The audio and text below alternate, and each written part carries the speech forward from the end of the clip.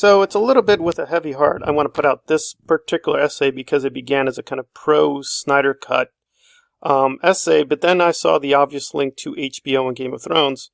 And it's really just more spelling out a dilemma and throwing it to the audience about where we should go moving forward. I think the dilemma is pretty obvious, and let me just state it bluntly, and we'll get going from there, which is that Game of Thrones was, in my opinion, humbly my opinion, utterly destroyed by HBO with season 8 and was just an embarrassingly nonsensical disaster from beginning to end. And while there are good moments and some few good scenes, it's basically a really, really ugly creative piece of work. But the same corporation has now done something very good by helping Zack Snyder with his vision.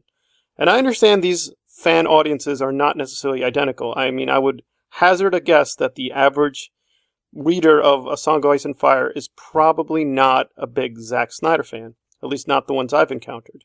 But again, I don't know. It does seem like these are two very separate fandoms, and that brings up a dilemma where for the Zack Snyder fan, of course, they should support HBO, sign up for the service, and enjoy the DCEU content on that platform.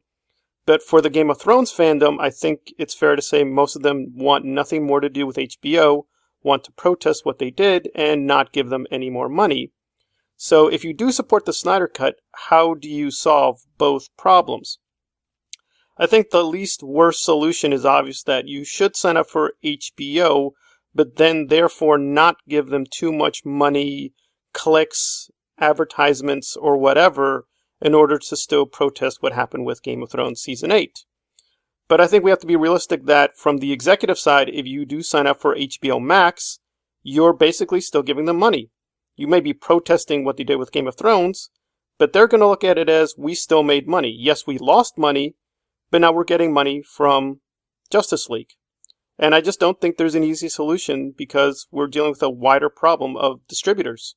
So even though creative people are different, and I support a creative person in this endeavor or that endeavor, we're still, we still have the same distributor, the same company that you have to use as a gatekeeper.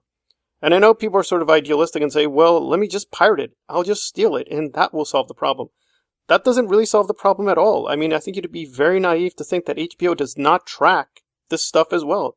They're very well aware that Game of Thrones was one of the most pirated shows in the world. And for them, the issue was legally and financially finding ways to monetize that popularity. So the fact that it was pirated didn't hurt them in any way, shape, or form. They understood the marketplace for Game of Thrones was huge, and the pirating proved that. So whether you're, quote, paying them directly or not paying them directly, you are sort of still stuck with the system.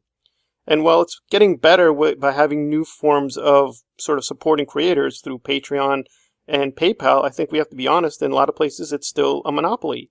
And what's really torn is that HBO traditionally has actually been the better solution. Overall, HBO has been the place to have more experimental content, a place where creativity is relatively more well honored than in other formats. Even now with Netflix, I'd have to say overall with their history, HBO has done a better job of presenting really bold stuff, really experimental stuff, as well as more conventional narratives than probably most media companies. So HBO as a whole has actually been a pretty good, with the fans. But in particular with Game of Thrones, they were pretty bad. I would say even they crossed the line and were just outright evil in misrepresenting what was going on and really slandering fans and trying to skew perceptions and are still trying to rewrite history. And again, doing the channel, I don't want to let that happen, but the Snyder Cut puts us in a difficult situation. If you're not a Zack fan, I understand. It's real simple. I was never going to support Zack. I'm not going to support Zack now, and I understand and respect that decision, but if you're caught in the middle as I am, I don't know what the ideal solution is, and I'm really searching for what would be the best compromise. Sign up for the service, but not, really give HBO much more money, or in particular, I'm addressing UK fans. They don't seem to have HBO Max available. They have a perfect solution. I'll just pay for the DVD when it comes out, and I have no doubt HBO will put it out as a DVD, so I'll pay for Zack's Justice League and not pay for Game of Thrones, and problem solved. But I'm sure there are UK fans who do want to sign up for the service to show and support Zack.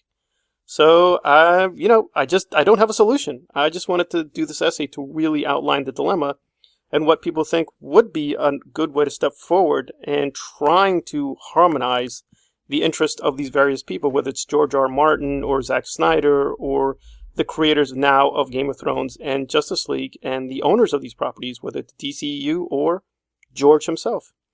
Again, I just don't think there's a way out of this Littlefinger dilemma. I told you not to trust me, and we know what we're doing when we're paying or signing up for these services.